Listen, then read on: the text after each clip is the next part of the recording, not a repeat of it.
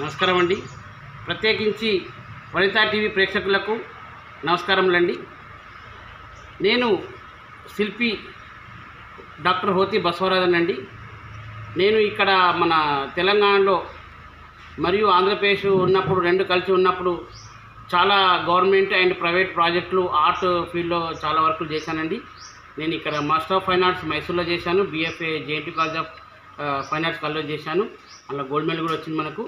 ఇదే కాకుండా తెలంగాణ గవర్నమెంట్ కూడా మనకు డిస్ట్రిక్ట్ లెవెల్లో జిల్లా స్థాయిలో మనకు బెస్ట్ స్కల్ప్టర్ అవార్డు కూడా ఇచ్చింది, మరియు జాతీయ స్థాయిలో కూడా చాలా వరకు అవార్డ్స్ వచ్చినాయి.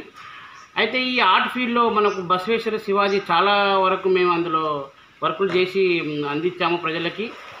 అదేవిధంగా మన ట్రైబల్ మ్యూజియంస్ కానీ టూరిజం ప్లేసెస్లో కానీ చాలా వరకు కళాఖండాలు చేసినానండి.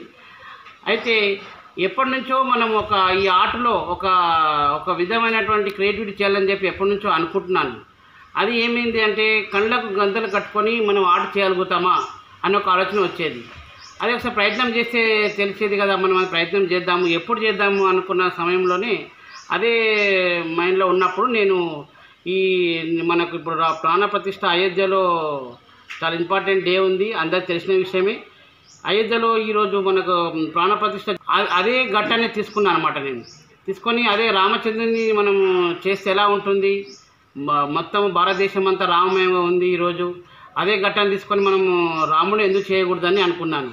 ఆ రాముని ఆశీర్వాదం ఉంటే కంపల్సరీగా వస్తుంది. ఇది ఫస్ట్ టైం మన కెరీర్లో చేయడం, ఇది కళ్ళం గద్దులు కట్టుకొని ఈ శిల్పాన్ని తయారు చేయడము. అదే పూనుకొని చేశానండి. అది 58 నిమిషాల్లో చేశాను.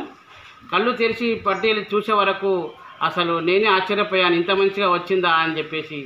చాలా సంతోషం వేసిందండి నాకు. అది చూసి మా ఫ్రెండ్స్ కానీ, మా బంధువులు కానీ, మా గురువులు కానీ చాలామంది చాలా వరకు మెచ్చుకున్నారండి.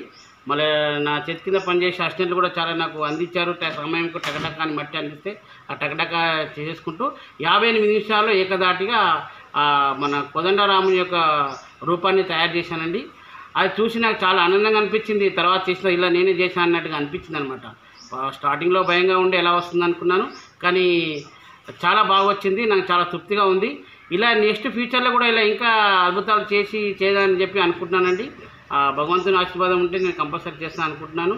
భగవంతుని ఆశీర్వాదం నా పైన ఉండాలని కోరుకుంటున్నానండి. జై శ్రీరామ్.